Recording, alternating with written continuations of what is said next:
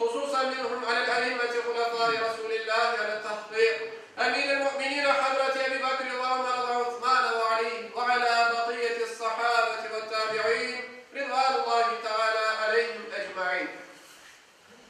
أيها المؤمنون الحاضرون اتقوا الله وأطيعوه إن الله مع الذين اتقوا والذين هم محسنون. قال الله تعالى في كتابه الكريم أعوذ بالله من الشيطان الرجيم بسم الله الرحمن الرحيم واعتصموا بحبل الله جميعا ولا تفرقوا. Sadakallahu azim. Pek aziz ve muhterem Müslümanlar, bizim bugünkü hutbemizin mevzusu Muharrem ayı ve Aşır günü hakkında olacaktır. Muhterem Müslümanlar, Hicri takviminin ilk ayı olan Muharrem ayının İslam tarihinde emniyetli bir yeri vardır. Bu ayın 10. gününe Aşır günü var. Sevgili Peygamberimiz Muhammed Mustafa sallallahu aleyhi ve sellem Efendimiz bu ayga değer verin. Ramazan orazasından sonra en faziletli oraza Allah'ın değer verdiği ay olan Muharrem ayında tutulgan Aşır orazasıdır buyurarak bu ayda oraza tutkandır. Aziz müminler, Hazreti Ayşe anamızdan rivayet edilen bir hadis-i şerifte İslam evvelinde Mekke halkının oraza tutmakta olduğu Aşır gününde Peygamberimizin de oraza tuttuğu bildirilgendir. Resulullah sallallahu aleyhi ve sellem Efendimiz Medine'ye hicret ettikten sonra da bu orazanı tutkan ve müminlerge de tutmalarını tavsiye etken.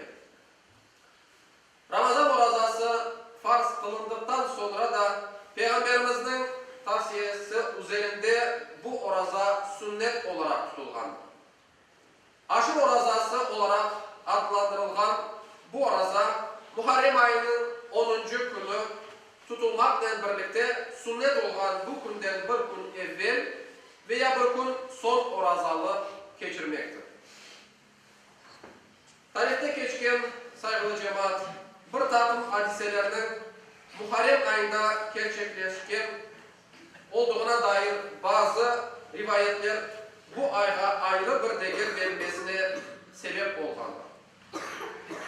Hazreti Adem'in yeryüzüne indirilmesi, Hazreti Nuh aleyhisselam'ın tufandan kurtulması, Hazreti Musa aleyhisselam ve ona iman edenlerinin Firavun'un zulmünden kurtulmaları gibi insanlık tarihinde dönem noktası sayılabilecek bazı emniyetli hadiselerinin bu ayda ortaya geldiği rivayet edilmektedir. İslam tarihinde hususi bir yer algan Hazreti Hüseyin'in Kerbala'da şehit edilmesi hadisesi de yine bu ayda olgandır. Sayın Müslümanlar, tarihte yaşanılgan ve geri dönüşü olmayan böyle acı hadiselerini tasvip etmek mümkün değildir. Ancak bu tür hadiselerin günümüzde de tekrarlanmasına, Müslümanların arasının açılmasına, gruplaşmalarına sebep olmasına fırsat verilmemelidir. Bu ve benzeri hadiseler karşısında sağlam, anlayışlı hareket ederek Allah ve Peygamber sevgisi etrafında birleşmeliyiz.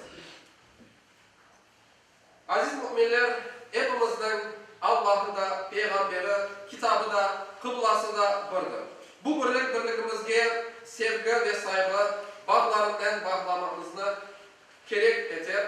Kardeş olarak yaşamamız Rabbimizin ve Peygamberimizin bu bir emridir.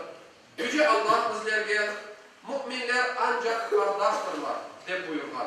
Peygamberimiz de Muhammed Mustafa sallallahu aleyhi ve sellem Efendimiz ise Müslümanların kardeşidir. Ona zulüm etmez. Sizden biriniz kendisi için sevip arzu ettiği şeyini mümin kardeşi için de sevip arzu etmedikçe gerçek anlamda, gerçek manada iman etken olamazsınız de buyurgandır.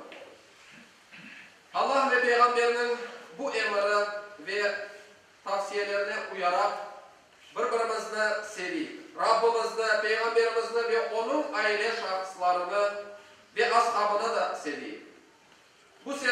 Müslümanların müşterek heyecanı olmalıdır. Peygamberge, aile fertlerine ve ashabına olgan sevgimizni göstergen şey, onların yolundan gitmek ve onlar gibi Kur'an ve sünnetke uygun bir hayat yaşayabilmek. Ala inna ahsanal kelam ve ablagan nizam kelamullahil melikil azizil